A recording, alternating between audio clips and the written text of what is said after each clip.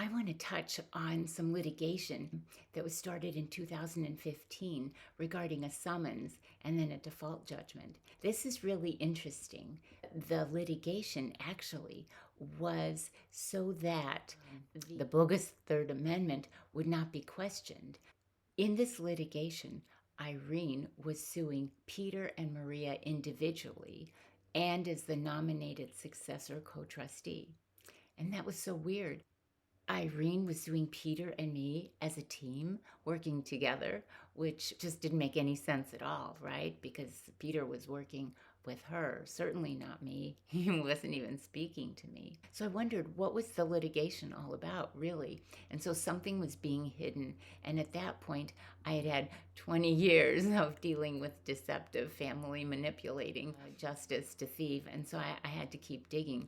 And so what I realized is it involved a summons, which was issued on May 12th. 2015, right after Mother's Day. That's another narcissistic thing, right? It's Mother's Day, it's a holiday. So there you go, this summons. And apparently it went to a Long Beach, California post office box that I had had in 2013 after I was locked out of my home. And then we went to California. And so I had a post office box, but I had only had that box for a little while. And then when I had given up my lease, when I had run out of money. And then I ended up going into homeless shelters because there was no money anywhere. This summons supposedly went to all the sheriffs in the state of California and that they could serve me. But since no one did, I find it impossible, really impossible. That's the truth. I don't know why it's written that they sent it out to all the sheriffs in California. I've never heard of such a thing. But anyway, by that time, I was actually living with a family in another town. So it was clear that Irene and Peter were monitoring me 24/7. So they certainly knew how to reach me by phone, email, Facebook, or even through other people. What was so weird is that the counterfeit trust was sent to California to prevent me from collecting what was rightfully mine. It was postmarked May 22nd, the day after my mother was starved. So after that lawsuit was filed, 2 months later, on July 7th, 2015, right after 4th of July weekend, yes, another holiday, Irene asked the clerk of the court to enter a default judgment against me because I didn't answer the complaint and file a response. Well, I didn't even know what was going on. So I wondered why would they be saying that I am the nominated successor co-trustee? It sounds like they want to give me a title, right, of my mom's agreement, and yet I already was a successor co-trustee of the entire estate. So all of a sudden now I'm a nominated successor co-trustee, and they send it out to me. If I did receive it in when I don't even remember because it was so long ago, and of course I was homeless and just kind of in a state of shock.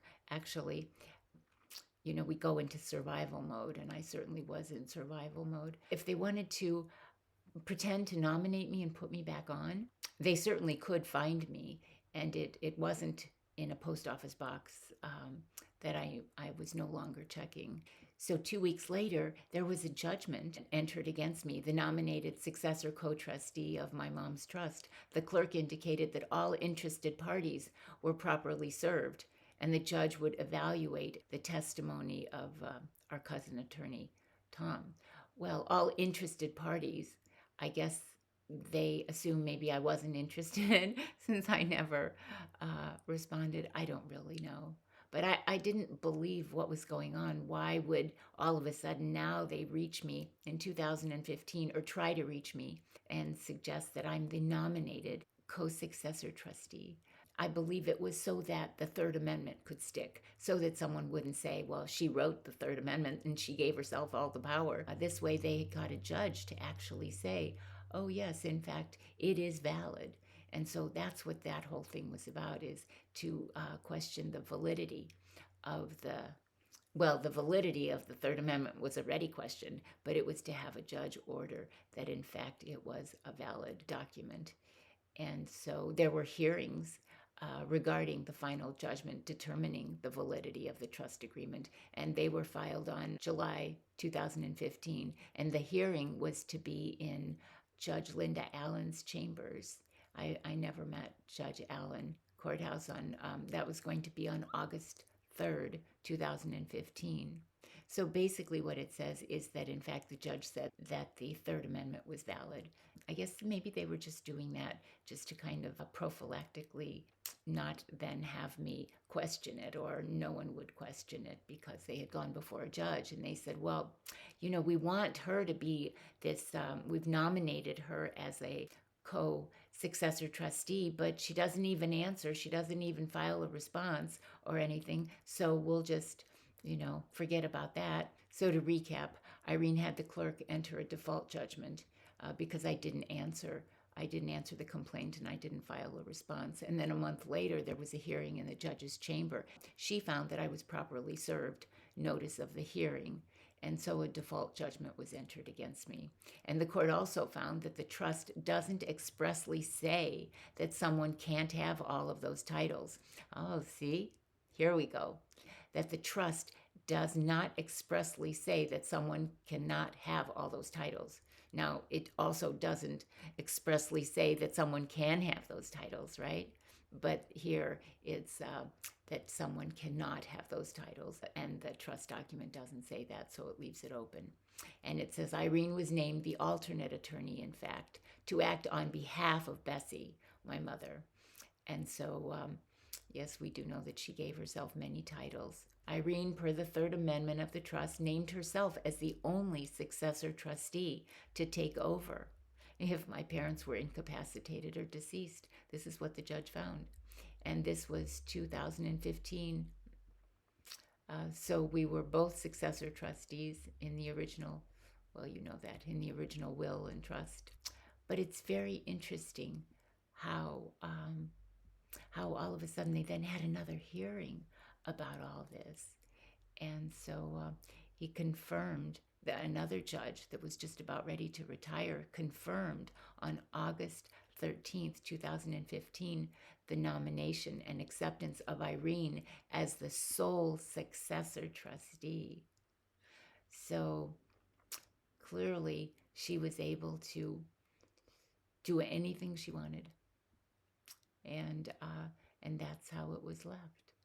And I still, to this day, here we are in 2023, I still have not heard a word from them. And I have written, and well, I don't have her phone number, but I did when I first got to Florida. I told you that I went there, and I went to his office. I went to their home. I have sent Facebook messages. I've sent emails to her attorney.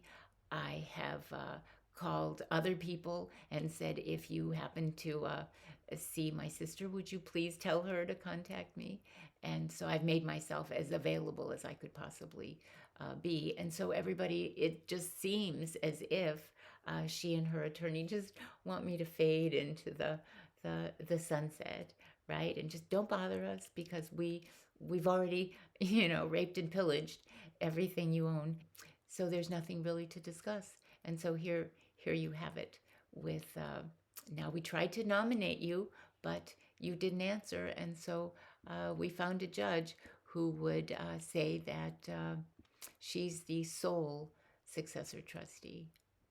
And so everything that my parents had done, that's, I think, the saddest thing about it, is that my parents had tried so hard to keep everything even and fair and square, and trying to protect my 50% from their ex-son-in-law. I mean, that was a big, big deal with my father. I mean, he said, there's just no way I'm going to let him thieve what I've worked my entire life to leave for you. All of a sudden, it's like taking a deck of cards, right? And just like throwing it up in the air, and everything just goes in all different directions. People fault me because I didn't fight for this sooner. But when you live in a car, when you live in homeless shelters, when you know that it's your own family who doesn't want you to even survive. I mean, they want nothing more than for you just to disappear from the planet. And that's your own children even. And And you think, gosh, I have gone to city council members meetings, and I've told them about my situation. I even said, I'm totally homeless. And in fact, one of the people there said, we are in charge of of real estate and apartments and things like that for people that are impoverished. And they said, we here, call this number, and maybe they have a place where you can stay. Because I was just staying with different people that I had met. I didn't know what else to do. And I also had mentioned that, I'm due to get some Social Security, but I can't find, they've hidden the death certificate of my ex husband, so I can't even get that. But so I went to see this home that supposedly they said had a vacancy. And I went there, and I just, it was almost like an outdoor hut. And it was like the filthiest thing I had ever seen. And so, anyway, it deeply saddened me that there are other people in my situation, not in exactly the situation, not, not that there's this huge estate and all these money grubbing, relatives and stuff are stealing it from you. But there are people that are in situations where they have lost things, and yet it's almost like, the homeless people, they have to like have a tent or be out on the street or live in some, uh, you know, some feces filled, a hut or something like that. I mean, it was like so horrible that I saw that, because I felt I'd much rather live in a car. But I feel such pain when I think of so many people who have gone through this and who are going through this, and it seems like the numbers just keep increasing. I mean, I made that video where I interviewed homeless people in 2013, 2014, sorry. It's really even gotten worse since then. That's the bottom line with that one.